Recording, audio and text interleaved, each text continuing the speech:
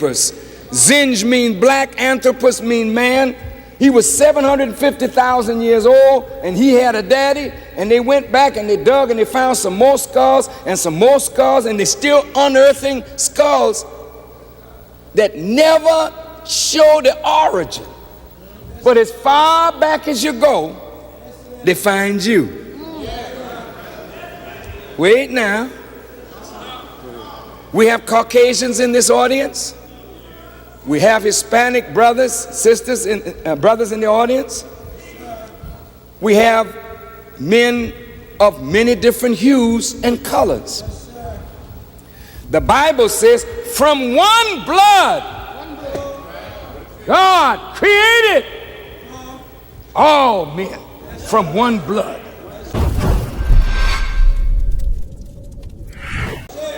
Blood is the life fluid of some living organism. So from one blood, meaning from the genetic strain of one life, God made all.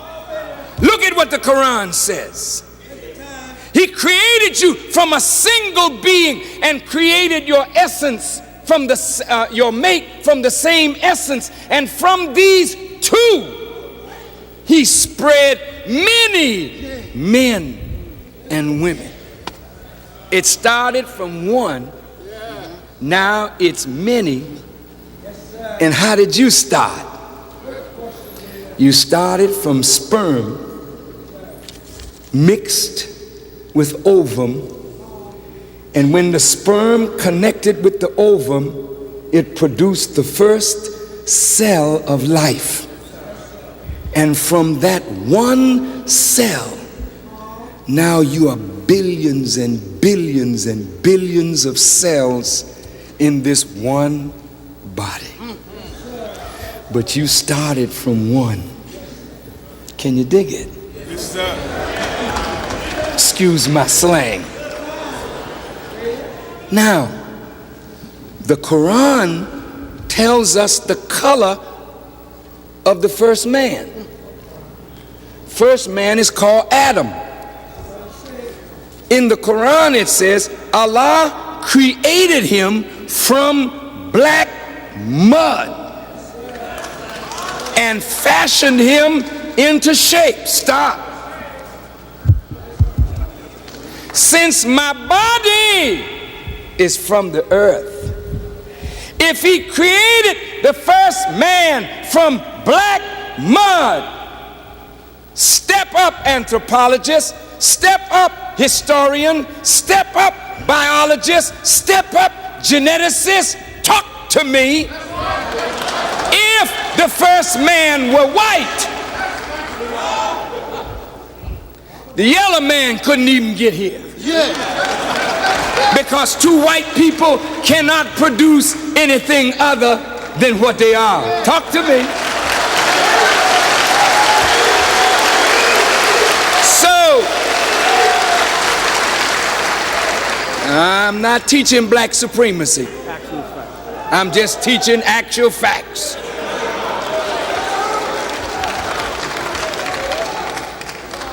White people, listen to me good now. You can't produce us. It's a mathematical, genetic impossibility. So if you were the first, we couldn't have got here. So, the black man has in himself the whole range of color, because black is not a color. It is the essence from which all color comes. Before we go any further, I need you to pause and really hear this. Most of what you were taught about who you are, your identity, where you come from, and what you're worth has been carefully filtered, not to empower you, but to control how you see yourself. And once a man forgets who he is, he becomes easy to dominate.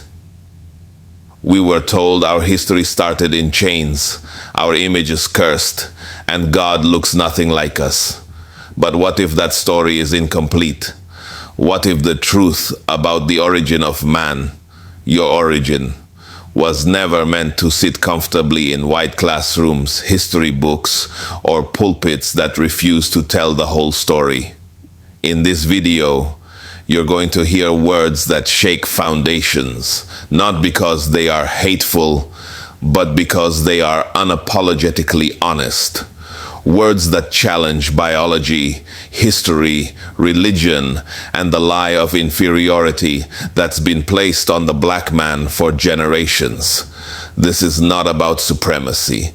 This is about identity, truth, and most importantly, this is about remembering who you are.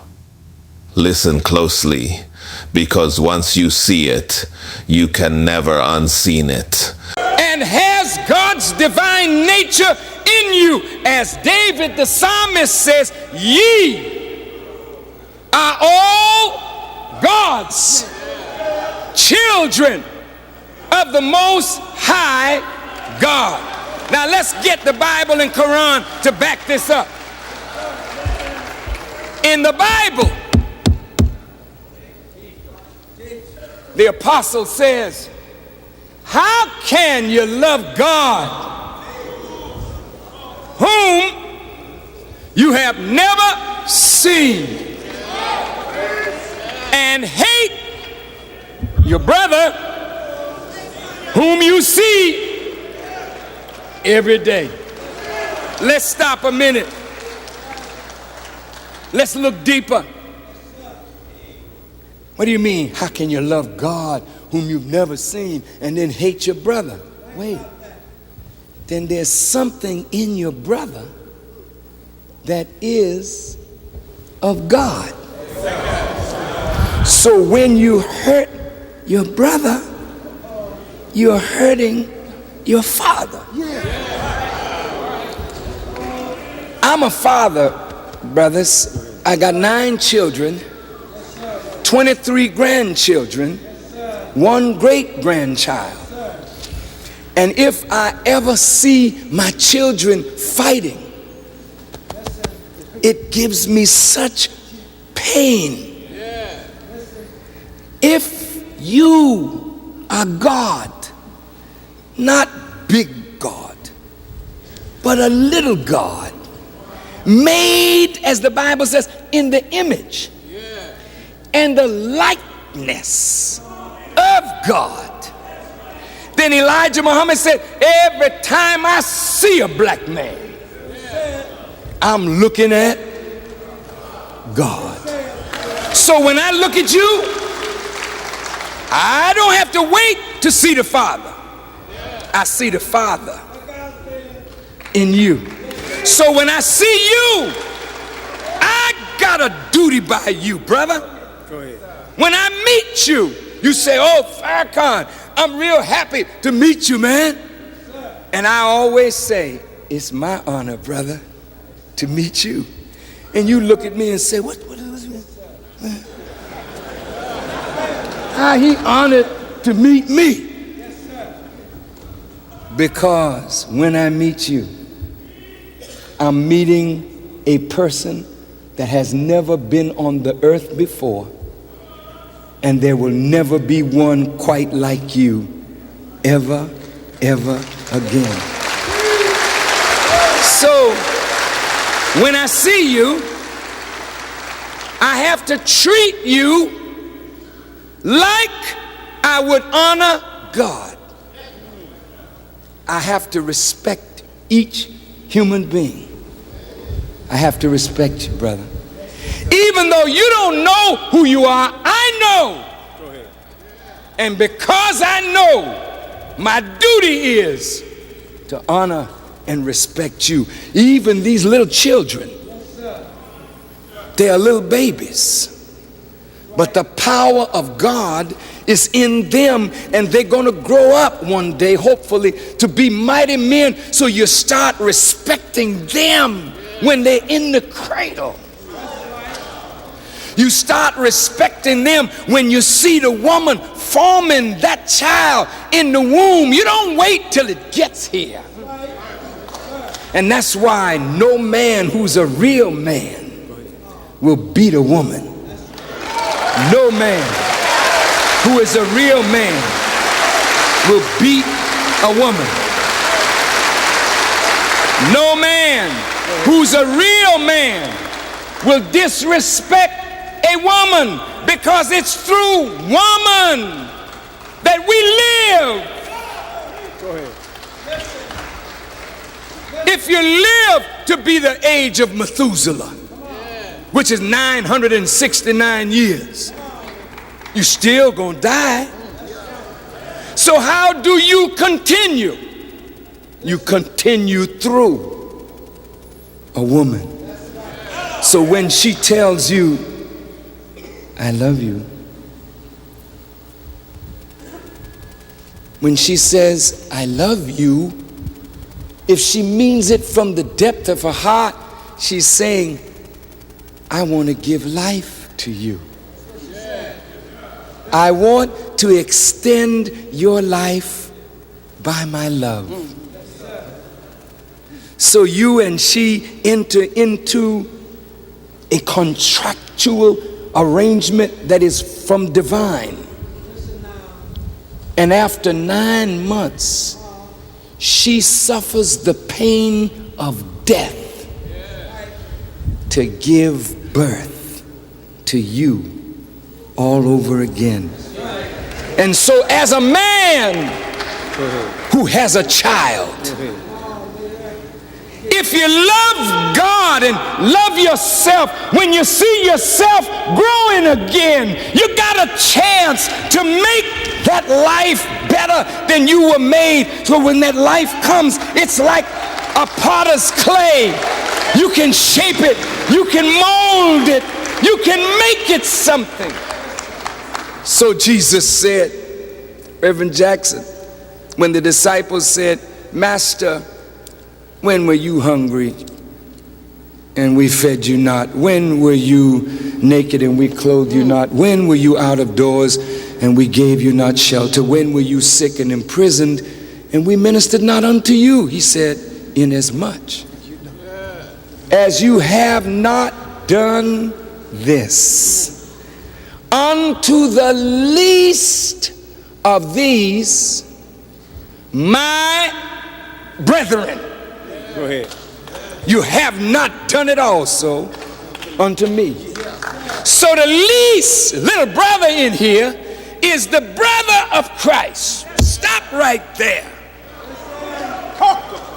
Stop, man. We gotta get through this part.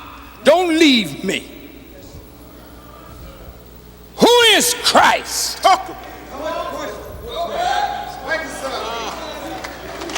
Christ is man in his perfectly developed state. Therefore, Christ, fully developed, is man in whom God dwells. Christ is the express likeness, image of God. Why is Christ so important? Because he allows men to see the realm of possibility. We can be more than the prophets. Don't go around saying I'm the child of God and never grow up to be like your father. Jesus was the only man in the Bible or scripture that had such a unique relationship to God till he referred to God not as Elohim or Yahweh or Allah. He referred to him as his father. Think about it. Listen. Teach. And then when the disciples wanted to learn how to pray, they said, Master, could you teach us how to pray? He said, yeah, pray on this wise. Say, not my Father, our Father. Now, if the Father made Jesus so special, what's wrong with you? Oh. You mean you're not special? You mean the Father didn't make nothing out of you? You nothing. Your elder brother Jesus is something. You nothing. Muhammad is something. You nothing. Moses is something. You nothing. False. Every one of you are as they are if you submit to the source that they submitted to. All right, now let's slow down and really talk, because this is where a lot of people get uncomfortable, and truth usually lives right there. You see, we're not just talking about religion here. We're talking about our origin. We're talking about identity. And once you understand where something starts, you understand everything that comes after it. Every major science, faith, and even biology itself keeps pointing back to the same reality, that humanity comes from one source. One life, one beginning, and one bloodline. Not separate creations, not different gods, but one origin that branched out over time. Think about it for a second. You didn't start as a full-grown human. You started as a single cell, one, and from that one cell came trillions more. Different functions, different shapes, different roles, but all carrying the same original code, same source. Now apply that same logic to humanity. If life began in one place, in one form, then variation didn't come first. Diversity came later, color came later, shade came later, adaptation came later, and that alone already challenges the lie that blackness is some kind of deviation or curse or afterthought. And here's where it gets really uncomfortable for people who've been taught a certain version of history. If the first human life came from the earth itself, rich, dark, and full of minerals, then the idea that whiteness came first doesn't even make biological sense. This isn't hate, this isn't ego, and this is logic. The black man carries the full genetic range of humanity. That's not an opinion, that's science, which means blackness isn't the absence of something. It's the source of everything.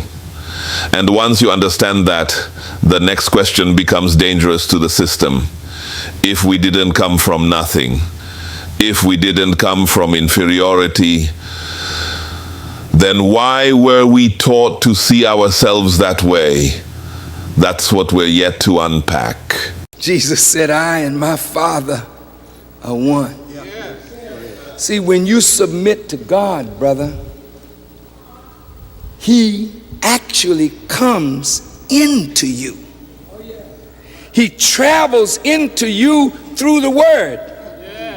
And the Word contacts the essence of your nature, which is the same as His nature, and turns on the divine essence of you. And you start growing spiritually just like you grew physically.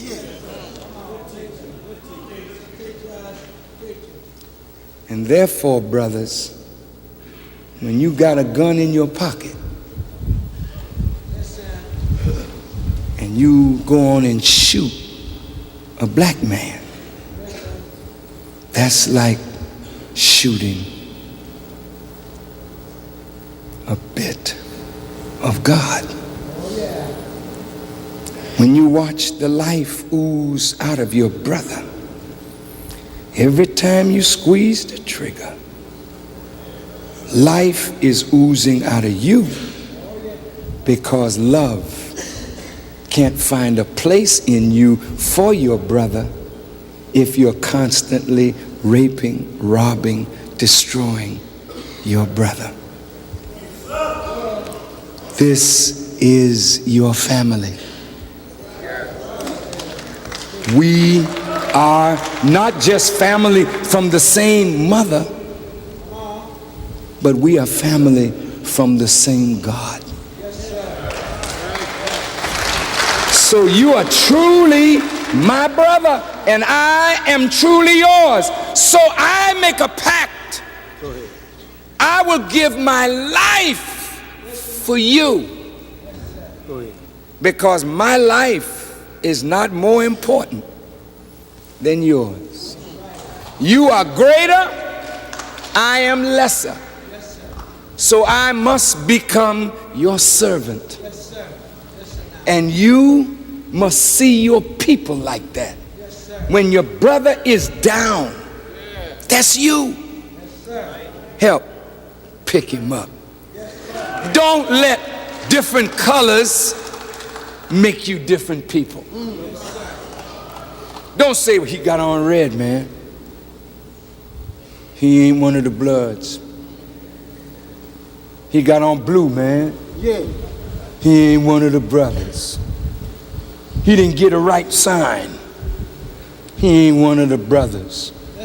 When you look in his face and you see the mark of the beast, that's your brother who has been destroyed like you, and you must never, ever again hurt your brother. When you and your brother have an argument, develop the intelligence to reason with each other and not reach in your pocket. This is why the Honorable Elijah Muhammad told us, throw away all guns. When we became Muslims, we put all the guns away, threw them away, because Elijah Muhammad knew that when we got in an argument, we would reach for our gun rather than reach for our ability to reason. He forbade us to raise our hand to each other. I remember in the FOI, the fruit men's class, I saw a brother and and the captain saw me doing it. He said, brother. I said, yes, sir. He said, do you think you can whip us all? I said, no, sir. He said, well, the next time you raise your hand to your brother, you'll have to whip us all. And from that day, I never raised my hand to my brother. Never. Not just my brother as a Muslim. This is my brother Christian. I won't ever raise my hand to him. He is safe from my tongue, from my hands. His wife is safe because I know that his wife is sacred to him. She's sacred to me. Therefore, instead of violating his house, I will protect his house. His daughter is sacred to me. And when we become like that, love comes in. When I won't do you wrong, you won't do me wrong, you fall in love with me, I fall in love with you. Then love is greater than the law, because love is the highest expression of law. When I say I love you, man, you could drop your wallet with money all in it.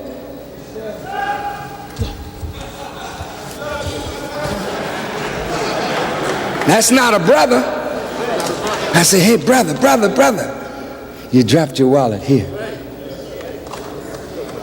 You say, man, I ain't gonna do that. If that fool dropped that wallet and I see it, I got it. But we are taught that if your brother has a bowl of soup and you have none, half your bowl belongs to your brother. So if I got money, you don't have to steal. If you got need and I got, here, brother, but I don't want you to lay on me. Right. But I'll help you out as my brother. Now, I would like to conclude this talk, but I don't want anybody to get up, because we're going to say prayer together. But I want to just show you, in conclusion, the meaning of the story of the donkey and the colt, and show you how this amount of men together, I'll show you what we could do right here in Houston. All right. And you'll never be broke and powerless if you have unity. There's an ass tied, untied. White folks got us tied up to them, but they're not using us. Therefore, by the law of non-use, they have forfeited their right to hold us. Listen, Jesus is not a thief. He didn't tell his disciples, go and untie him and bring him to me. When you got a tie on you, that means you belong to somebody else. But the master had come, and he paid a price to redeem them. So he said, no, they're not using you. I've suffered for you. Go untie them. I got need. Bring the ass to me. I'm not speaking vulgar. No.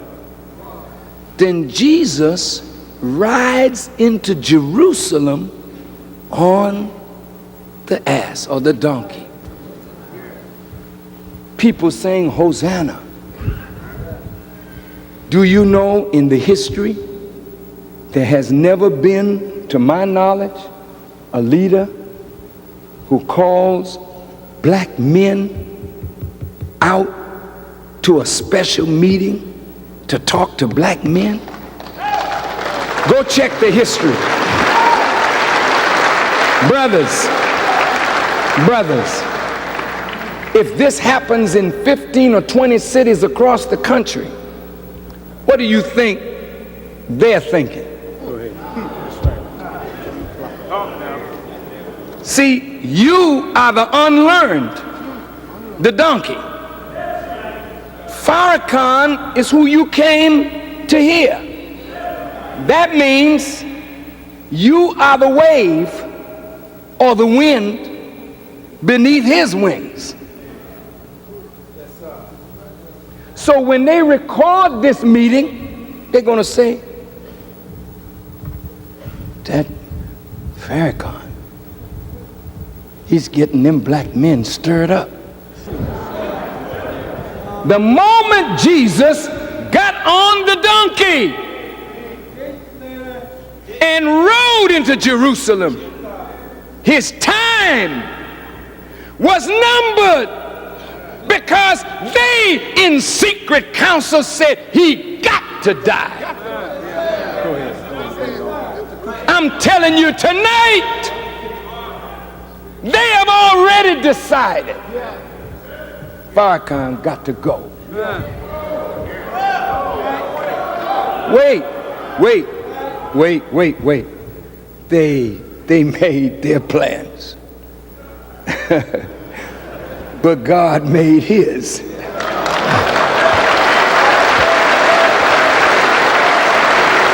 You don't have to worry about that.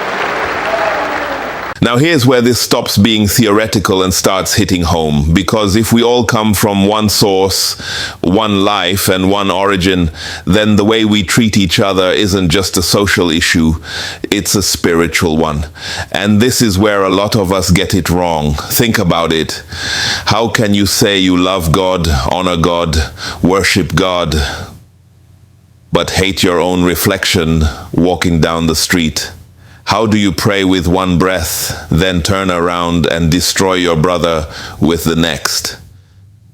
That contradiction alone tells us something is broken. If God's essence is in life itself, if that same divine spark exists in every human being, then when you disrespect your brother, you're not just disrespecting a man, you're disrespecting the source that made him. When we harm each other, we're not just spilling blood, we're tearing at something sacred. And let's be honest, this system figured that out a long time ago. That's why we were taught to fear each other. That's why we were trained to see each other as enemies. And the quickest violence in our communities is often aimed inward. Because once you convince people that their brother has no value, they'll destroy themselves and call it normal. But here's the truth they never wanted us to sit with. Every black man you see is not a mistake. He is unrepeatable. There has never been another him in all of human history. And there never will be again. That alone demands respect. And when you truly see that, it changes how you move. You don't reach for the gun so quickly, hate so easily, or devalue life so casually. Because if I see God's nature in you, then my duty is to protect you, not destroy you. This should be your mindset. And that realization, that shift in how we see each other, is exactly what real power starts with. I don't believe they have a gun big enough to shoot me from here across the street if it doesn't please God. If it pleases God that I die, then it pleases me to die. I don't think so.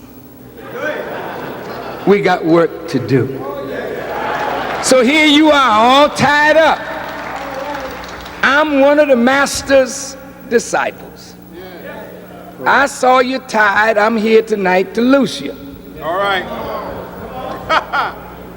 Yes, sir. Come on, black man. Yes, we got a job to do. I don't care what work you're doing now. You got a bigger job to do for God. And since you said, Lord, if you get me out of trouble this one time, I'll serve you. Now here's the way God wants you to serve me. First of all, brothers, each of us have to decide to clean up our act. This body is the real house of God, not this. No, not this building. Not this building. Not this. It's a beautiful building. But this building is not the real house of God. This here is greater than this. That's right. Because this is the architecture of men. This is the craftsmanship of God. So you must never violate the house of God. You shouldn't eat improper foods, unclean foods, clogging up your beautiful system with unclean foods. Some of you drove good cars. I saw them parked all out there. And brothers, you're not going to put cheap gas in that finely engineered engine. You put the highest octane in it because you don't want it pinging and going on. And then you go and sit at McDonald's and feed this magnificent house garbage.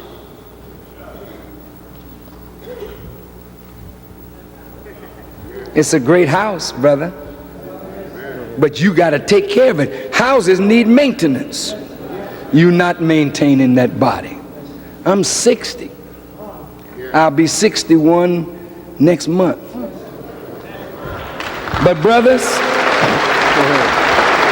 these are my sons, 2 of them.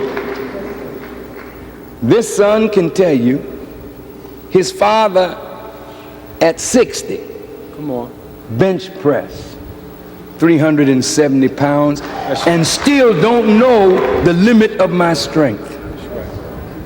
Deadlift 405 pounds, just snatch it up off the ground. Squat 405 and still don't know the limit of my power. I'm a young old man. I don't have no big gut. No.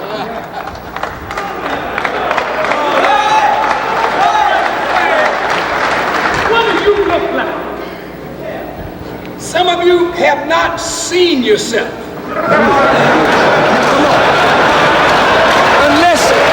Unless you get a mirror.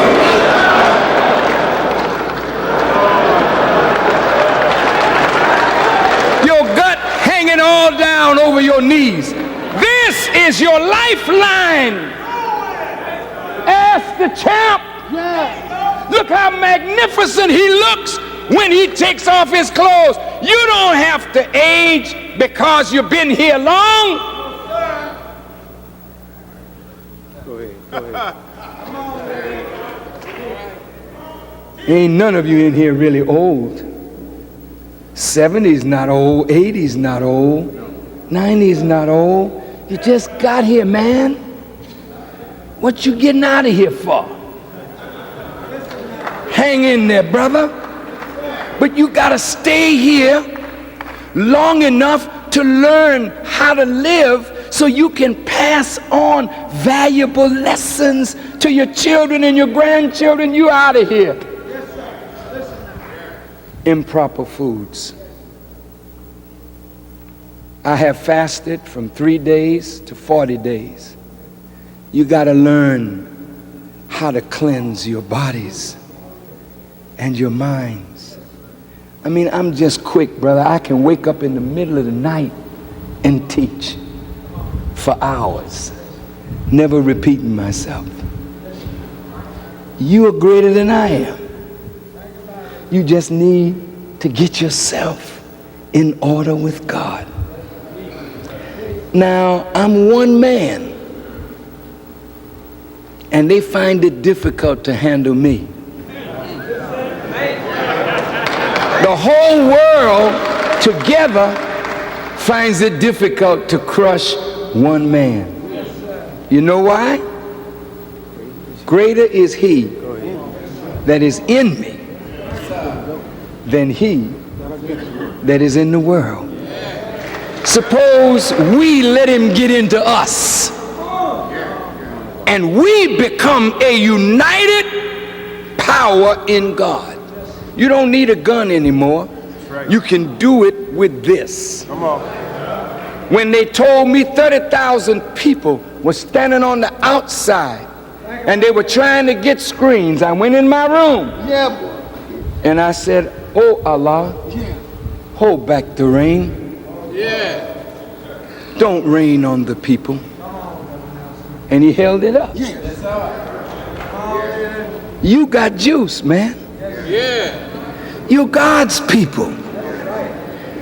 You could run this thing crazy if you just came home to God and came into unity with one another. You would have so much power, you would frighten yourself. Now I want to show you in conclusion what we could do in this room. You see, Reverend Jackson built all of this with the support of the people that believe in him. I've been in many churches. I've never been in one like this. As big as this is, hold as many people as this does. He don't owe nothing on it. He had people working with him. Now look at the 14,000 men that are here, and if we could get the 15,000 that are outside, and just check this out. Suppose each of us put $10 together tonight. 14,000 times 10 is $140,000. Put it in a treasure. Come back next week. Put it in a treasure. Come back the third week. Put it in a treasure. By the fourth week, you got over $500,000 liquid cash. You go to a bank. Say, "Look here, man. You got any properties that you foreclosing on?" show me your portfolio. You say, well, yeah, we got this building, this apartment building here. Say, we'll take it.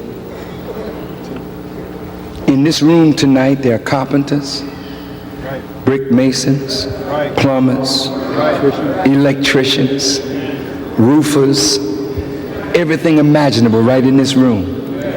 And you got young people in here who don't know any of these trades. You take these abandoned buildings and you put the craftsman to work, and you put the young man beside him as an apprentice. Before you know it, those abandoned buildings are built back up, and now somebody's living in them, paying rent to you. You the owner now.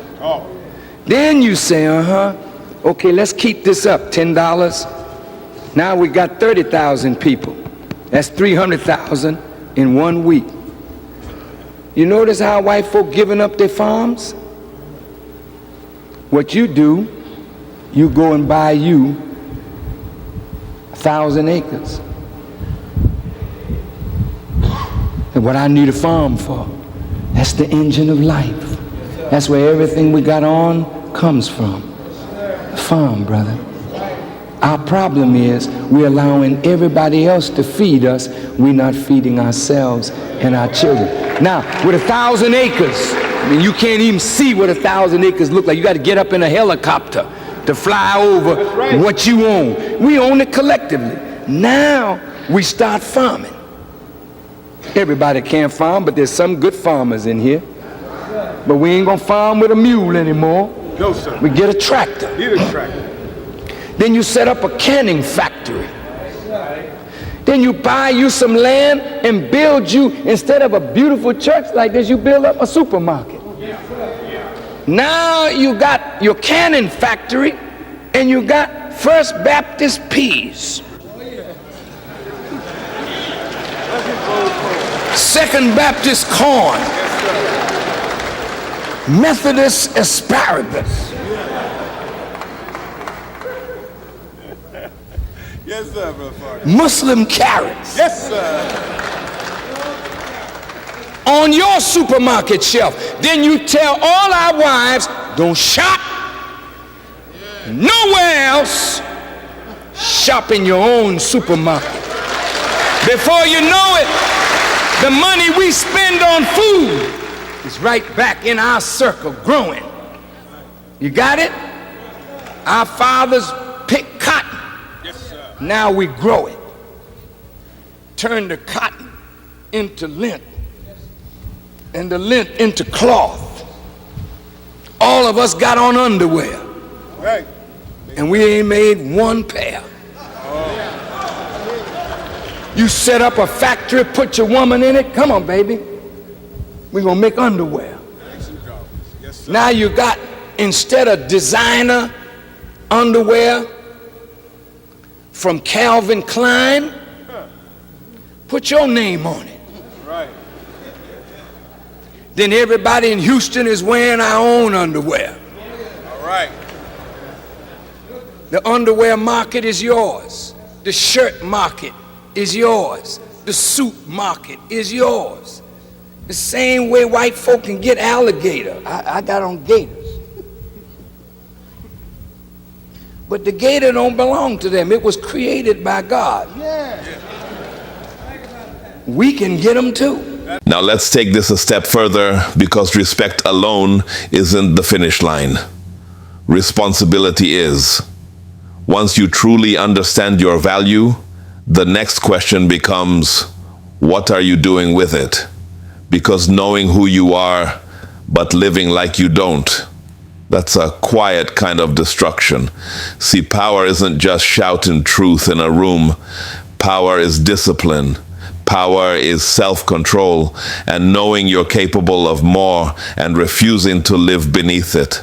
That's why this message keeps coming back to the body, the mind, and the habits. Because if this body is truly sacred, if it's the house where life itself lives, then poisoning it, abusing it, and neglecting it is a form of disrespect to yourself. And we've been conditioned to treat ourselves cheaply while protecting everything else like it mattered more. Think about how careful we are with cars, phones, and clothes, yet reckless with our health, our diet, and our minds. That didn't happen by accident. A weak body makes a tired mind, and a tired mind is easy to control. But imagine the opposite. Imagine a generation of black men who are mentally sharp, physically strong, and spiritually grounded. Men who don't age fast, don't move sloppily, and don't live on impulse.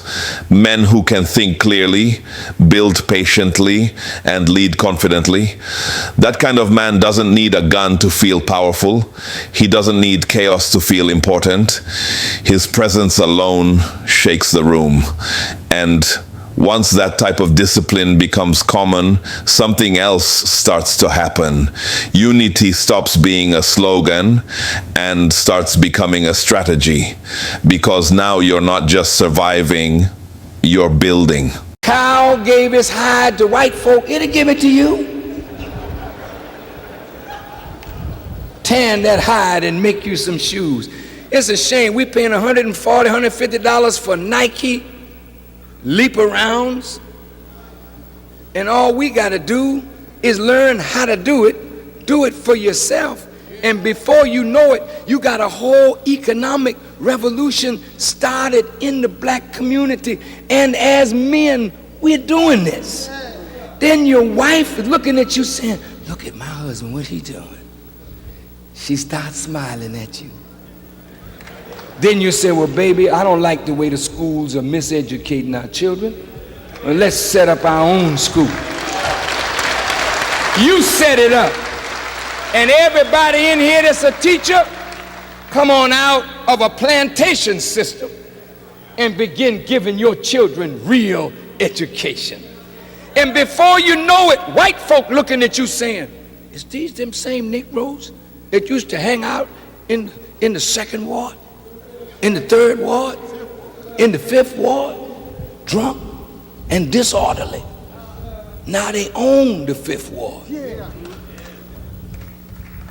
That's their turf.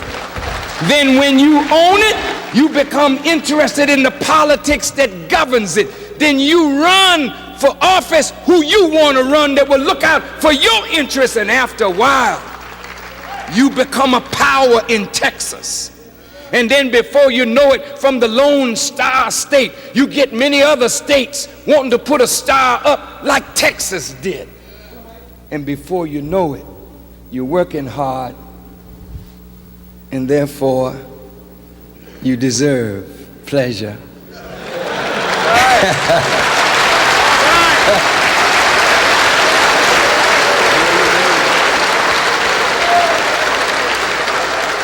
And your wife will say, I really want to help you, because at last, honey, you're doing something. Come on, brothers. Let's fill the church up with men. Yes, sir. Let's fill the mosque up with men. Yes, sir. And let us never let religion and the labels divide us ever again from one another. Never again.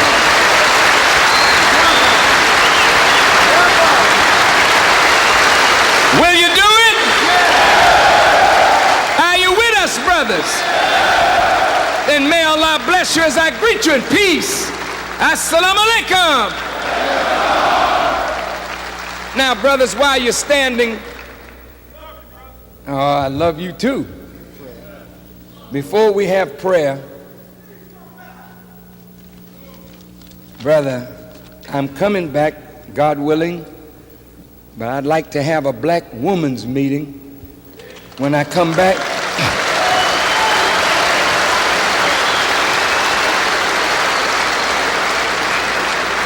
I want to ask a question. All of you who are interested in making our own communities a more decent place to live, would you raise your hands, please? How many of you, thank you, how many of you, brothers, would like to accept a training that would cause you to be self-disciplined, and then we in turn take the responsibility of disciplining our community, making it safe for our women, our children, and our elderly? How many of you would like to do that? Then I'd like to ask you, brothers, if you would take this pledge, and when you say it, if you say it, the only thing we have is our word. And once we give our word, we must strive never to break our word. Take this pledge. I say your name. Pledge to strive to love my brother as I love myself. Will you do that? Second, I, your name, pledge to strive to improve myself spiritually, mentally, morally, socially, economically, and politically, for the benefit of myself, my family, and my people. Will you? Yes, sir. That means that from tonight, we got to start improving. If there's some habit that you got that you would like to get rid of, you know how to do it? Do it. Once you make up your mind to do it, it's done. Third, I, your name, pledge to strive to build homes, hospitals, to buy farmland, to set up businesses, to engage in international trade and commerce for the benefit of myself, my family, and my people. And last, I, your name, pledge to give of myself, my time, my talent, and whatever I can spare of my finance to accomplish. Now, everything finally comes together, because awareness, discipline, and unity mean nothing if they don't lead to action. See, the problem was never that we lack talent. Look around. We've always had builders, thinkers, teachers, creators, workers, visionaries. The problem has always been direction. We have never used our skills and talent to build our community. We were never taught to pool our strength, only to compete inside a system that was never built for us to win. But imagine this for a moment. What if instead of waiting for permission, we started building for ourselves? What if instead of spending money everywhere else, we circulated it among our own? And what if instead of outsourcing our future, we trained our children to inherit it? That's real power. Quiet power that cannot be ignored. And when men begin to stand upright mentally, spiritually, and economically, everything around them changes. Families stabilize, communities heal, and children grow up seeing strength instead of chaos. And eventually, respect replaces fear. This isn't about religion versus religion. Labels don't save people, and principles do. Discipline does, love does, and responsibility does. And once we stop allowing division to weaken us, we become something the system can't predict or control. A people who know who they are and move accordingly. That's when the conversation shifts from pain to purpose. This message isn't meant to entertain you. It's meant to wake you up. You are not an accident, inferior, or powerless. What you've been hearing here is a reminder, not of who someone else says you are, but of who you've always been beneath the noise, the trauma, and the lies. The truth is simple. When we respect ourselves, we stop destroying each other. When we discipline ourselves, we stop being controlled. And when we unite around purpose instead of ego, we stop begging for change and start creating it. This isn't a moment, this is a mindset. And once that mindset spreads, everything changes. If this message spoke to you, challenged you, inspired you, or made you think deeper, don't keep it to yourself. Someone else needs to hear this too. Take a second to like this video. It helps push this message further. Subscribe to the channel so you don't miss what's coming next. And most importantly, share this with someone who needs a reminder of who they are. We're not here to tear down. We're here to build up. We're not here to divide. We're here to restore. Stay grounded, stay disciplined, and stay connected. Peace.